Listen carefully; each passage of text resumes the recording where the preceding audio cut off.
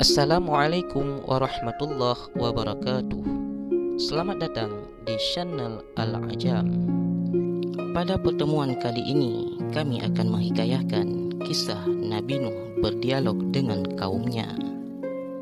Jangan lupa subscribe dan berlangganan serta bagikan video ini agar dapat bermanfaat bagi kita semua.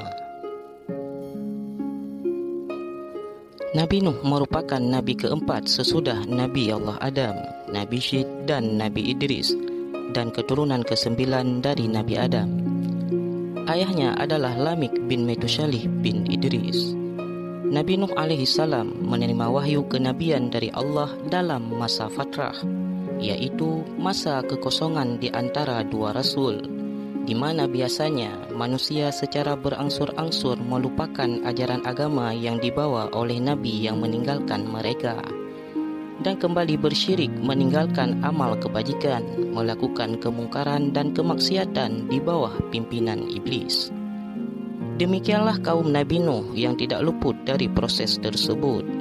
Ketika Nabi Nuh datang di tengah-tengah mereka, mereka sedang menyembah berhala yang dibuat oleh tangan mereka sendiri, lalu disembah sebagai Tuhan yang menurut mereka dapat membawa kebaikan dan manfaat serta menolak segala kesengsaraan dan kemalangan terhadap mereka.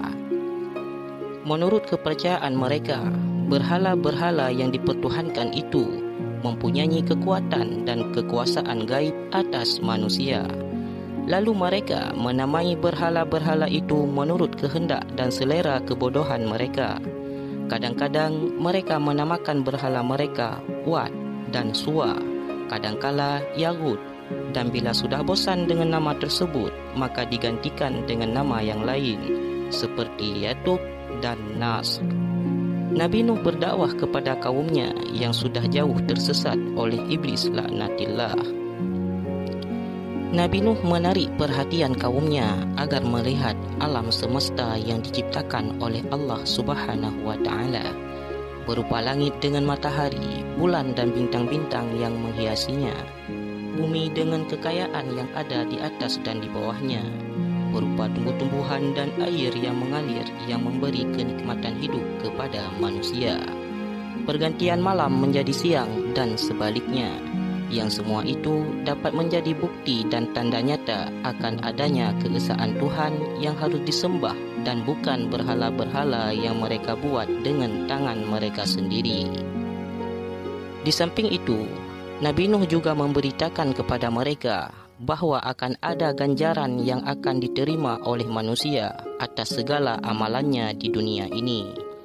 Bagi orang-orang yang beramal dengan amalan kebajikan akan dimasukkan ke dalam syurga, dan bagi orang-orang yang melakukan kemungkaran dan kemaksiatan akan dilemparkan ke dalam neraka.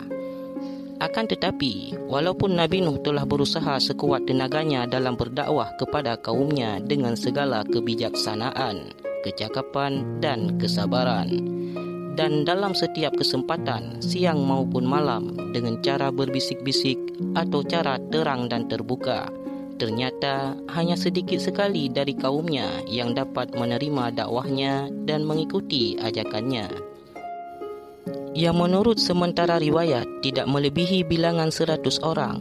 Mereka pun terdiri dari orang-orang yang miskin lagi berkedudukan sosial lemah. Sedangkan orang-orang yang kaya raya, berkedudukan tinggi dan terpandang dalam masyarakat, yang merupakan pembesar-pembesar dan penguasa-penguasa, tetap membangkang, tidak mempercayai Nabi Nuh serta mengingkari dakwahnya, dan mereka tidak rela melepas agamanya dan kepercayaan mereka terhadap berhala-berhala mereka. Bahkan mereka berusaha dengan mengadakan persekongkolan hendak melumpuhkan dan mengagalkan usaha dakwah Nabi Nuh alaihi salam.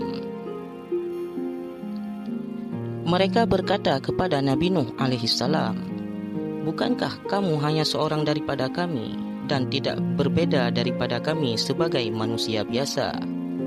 Jikalau betul Allah akan mengutuskan seorang rasul yang membawa perintahnya, niscaya ia akan mengutuskan seorang malaikat yang patut kami dengarkan kata-katanya dan kami ikuti ajakannya.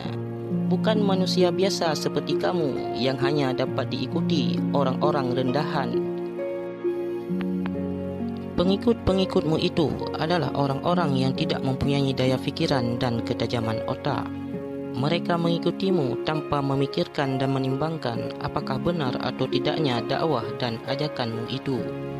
Apabila agama yang engkau bawa dan ajaran yang engkau ajarkan kepada kami itu betul-betul benar, niscaya kamilah yang pertama mengikutimu dan bukannya orang-orang yang mengemis itu. Kami sebagai pemuka-pemuka masyarakat yang pandai berfikir, memiliki kecerdasan otak dan pandangan yang luas dan yang dipandang masyarakat sebagai pemimpin-pemimpinnya. Tidaklah mudah bagi kami untuk menerima ajakanmu dan dakwahmu. Engkau tidak mempunyai kelebihan di atas kami tentang soal kemasyarakatan dan pergaulan hidup. Kami jauh lebih pandai dan lebih mengetahui daripada kamu tentang hal itu semuanya.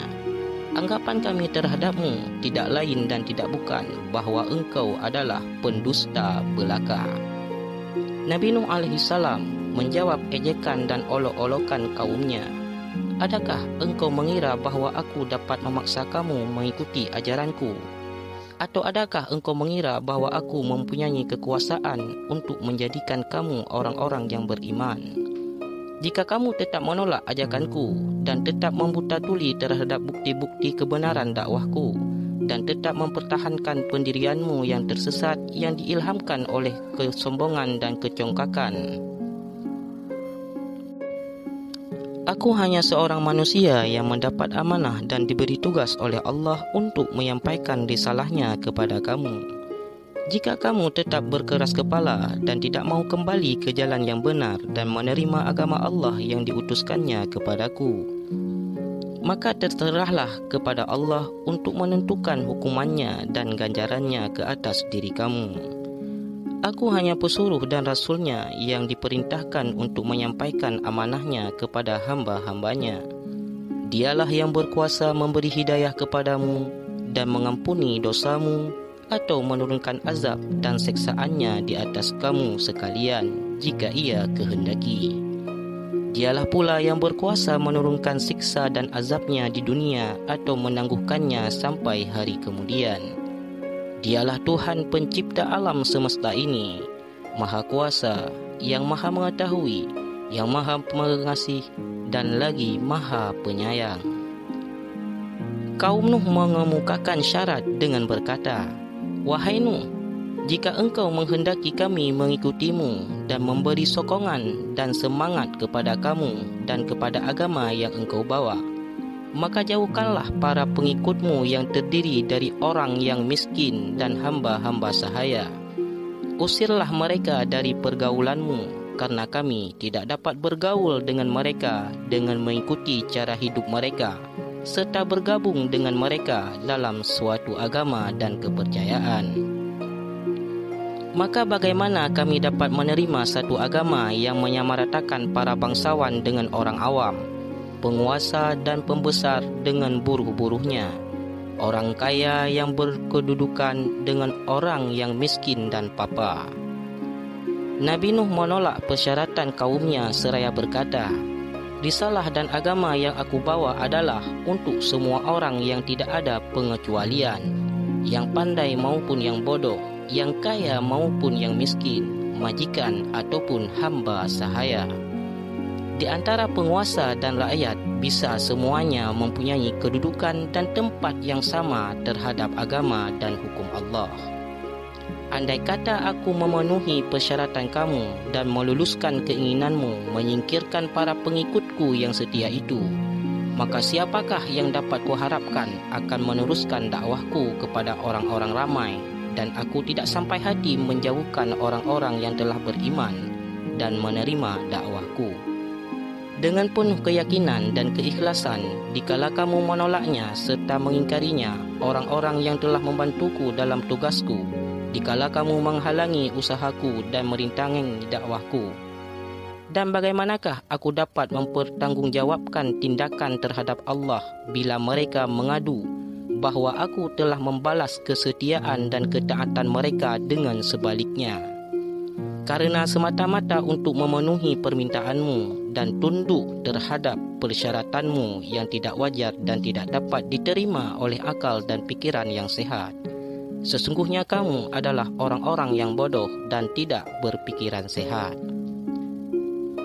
Pada akhirnya, karena mereka merasa tidak berdaya lagi mengingkari kebenaran kata-kata Nabi Nuh dan merasa kehabisan alasan dan hujjah untuk melanjutkan dialog dengan beliau, maka berkatalah mereka, "Wahai Nuh, kita telah banyak bermujadalah dan berdebat dan cukup berdialog serta mendengar dakwahmu yang sudah menjemukan itu.